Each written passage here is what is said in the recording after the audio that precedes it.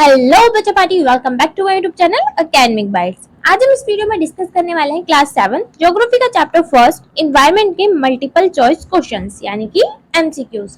Video start करने से पहले अगर आपने वीडियो को लाइक नहीं किया तो प्लीज वीडियो को लाइक, शेयर और चैनल को सब्सक्राइब जरूर कर दें और बेल आइकन को प्रेस करना ना भूलें ताकि आपको सभी वीडियो की नोटिफिकेशन टाइम टू टाइम मिलती रहे।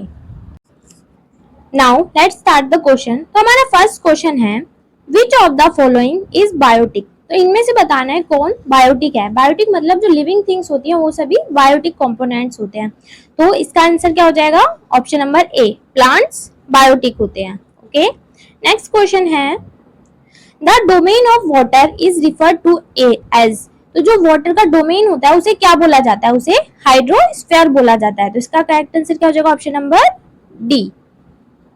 Next question, which of the following is not the major domain of the earth. तो इनमें से हमें बताना है कि कौन सा अर्थ का मेजर डोमेन नहीं है। तो जो ट्रोपोस्फीयर है वो मेजर डोमेन नहीं है, ये एटमॉस्फेयर में लेयर होती है। ओके, तो इसका करेक्ट आंसर क्या हो जाएगा? Option number A, troposphere.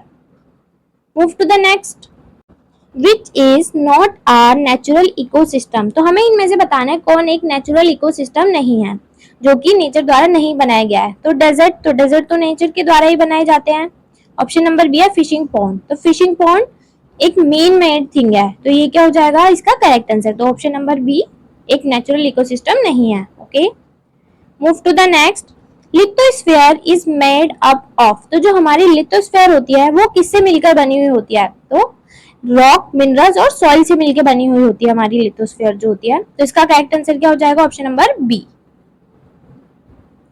Next है एटमॉस्फेयर इज। एटमॉस्फेयर क्या है? तो एटमॉस्फेयर एक पतली लेयर होती है किसकी? हवा की, जो जिसने अर्थ को सराउंड कर रखा है, चारों तरफ से कवर कर रखा है। तो इसका करेक्ट आंसर क्या हो जाएगा? Option number B, it is the thin layer of the air that surrounds the earth. Okay, move to the next question, who interacts with the environment and modify it according to their needs.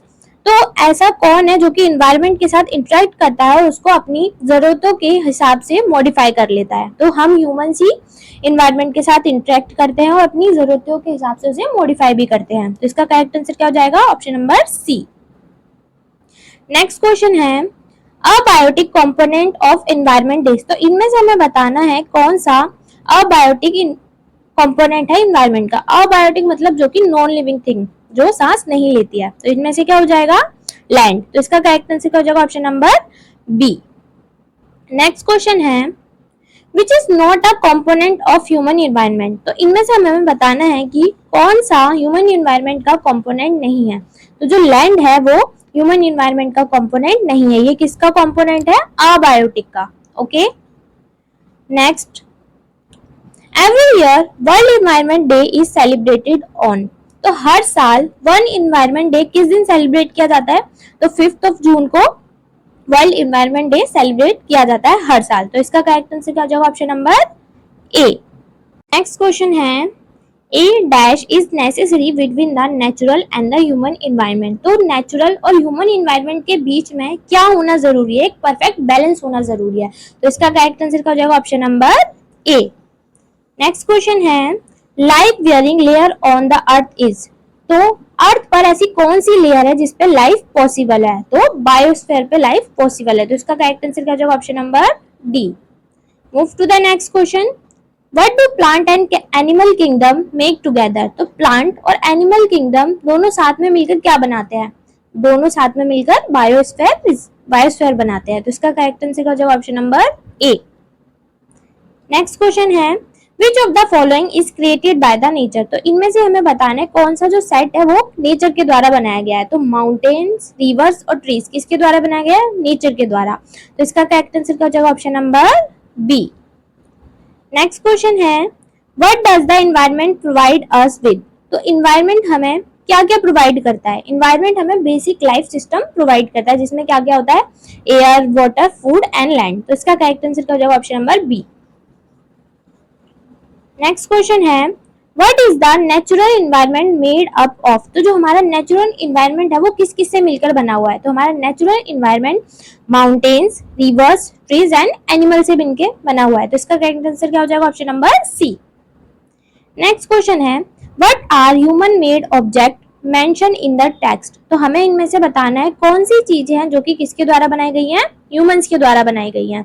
तो क्या क्या बनाया गया, roads, cars, clothes, books, ये सब किसके द्वारा बनाया गया, ह्यूमंस के द्वारा। तो इसका करेक्ट आंसर क्या हो जाएगा, option number C. Next question है, what is the main reason for environmental change. तो हमारे जो भी इन्वायरमेंट में चेंज हो रहा है उसका मेन रीजन क्या है, तो हमारा मेन रीजन है जो भी ह्यूमंस की बढ़ती हुई जरूरतें हैं उसकी वजह से हमारा इन्वायरमेंट चेंज हो रहा है। तो इसका करेक्ट आंसर क्या हो जाएगा, option number B, increasing human needs. Okay, I hope you got it. Next question, what is lithosphere. Lithosphere क्या होता है, तो लिथोस्फेयर एक सॉलिड क्रस्ट होती है या फिर जो हार्ड लेयर होती है टॉप ऑफ अर्थ पे, उसे ही बोला जाता है लिथोस्फेयर। तो इसका करेक्ट आंसर क्या हो जाएगा, option number C, the solid crust और the hard top layer of the earth. Okay, next question, what comprises the hydrosphere. तो हाइड्रोस्फेयर में क्या क्या होता है, जो भी पानी की रिसोर्सेज होते हैं या वाटर बॉडीज होती हैं वो सब हाइड्रोस्फेयर में आते हैं। तो इसका करेक्ट आंसर हो जाएगा option number B, various sources of water and different types of water bodies. Okay, next question है, what holds the atmosphere around the earth. तो वो क्या चीज है जो कि एटमॉस्फेयर को हमारे अर्थ के अराउंड होल्ड करके रखती है। तो वो कौन सा फोर्स है, वो ग्रेविटेशनल फोर्स है जो कि एटमॉस्फेयर को अर्थ के सराउंडिंग में होल्ड करके रखता है। तो इसका करेक्ट आंसर क्या हो जाएगा, option number B. Next question है, व्हाट इज बायोस्फेयर। तो बायोस्फेयर क्या होता है, तो बायोस्फेयर वो नैरो जोन होता है जहां पर लैंड, वाटर और एयर तीनों ही एक दूसरे के साथ इंटरेक्ट करते हैं लाइफ को सपोर्ट करने के लिए। ठीक है, जैसे कि हमने मान लिया लैंड है, ये एयर है और ये वाटर है। तो जो नैरो जोन है जहां पे तीनों एग्जिस्ट करते हैं उसी को क्या बोला जाता है, बायोस्फीयर। तो इसका करेक्ट आंसर क्या हो जाएगा, option number D, the narrow zone where land, water and air interact to support life. Okay, next question है, what is an ecosystem.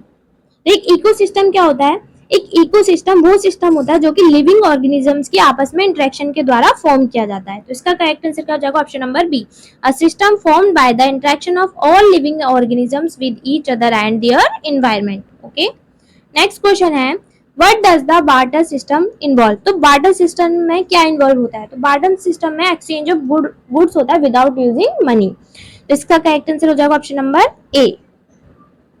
Which of the following is not a natural ecosystem. तो हमें इनमें से बताना है कौन सा एक नेचुरल इकोसिस्टम नहीं है, जो कि यानी कि जो ह्यूमन मेड है वो बताना है। तो इसमें से जो एक्वेरियम है वो नेचुरल इकोसिस्टम नहीं है। तो इसका करेक्ट आंसर का जगह option number B.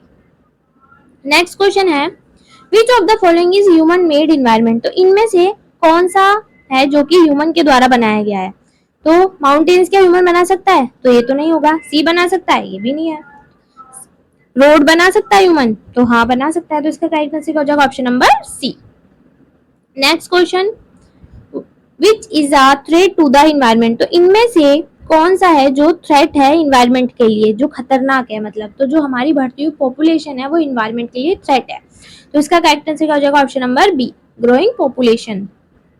Next question है, what is the atmosphere made up of. तो जो हमारा एटमॉस्फेयर है वो किससे मिलकर बना हुआ है। तो हमारा एटमॉस्फेयर गैस, डस्ट और वाटर वेपर से मिलकर बना हुआ है। तो इसका करेक्ट आंसर हो जाएगा option number C. Move to the next question, what protect us from the harmful rays and heat of the sun. तो हमें कौन बचाता है हार्मफुल रेज से और जो हीट हमारे पास जो सन से आती है। तो जो हमारा एटमॉस्फेयर है वो ही हमें सन से आने वाली हीट और हार्मफुल रेज से बचाता है। तो इसका करेक्ट आंसर हो जाएगा option number C, atmosphere. Next question है, what is essential for living organisms. तो जो भी सारे लिविंग ऑर्गेनिजम्स हैं उनके लिए इनमें से क्या क्या जरूरी होता है। तो इसका करेक्ट आंसर हो जाएगा all of the above. Living organisms के लिए एयर, वाटर, फूड तीनों ही चीजें जरूरी होती हैं। नेक्स्ट क्वेश्चन है, which of the following is an example of lithosphere. तो इनमें से बताना है कौन सा लिथोस्फेयर का एग्जाम्पल है। तो जो माउंटेन्स हैं वो लिथोस्फेयर के एग्जाम्पल हैं। तो करेक्ट आंसर का जवाब option number B. Next question है, which is an example of human made environment. तो इनमें से कौन सा एग्जाम्पल है ह्यूमन मेड इन्वायरमेंट का।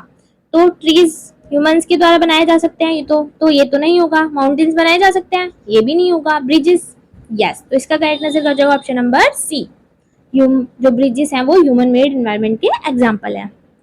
नेक्स्ट क्वेश्चन है, What must human learns to maintain a balance with the environment? तो humans को क्या सीखना चाहिए environment में balance maintain करने के लिए?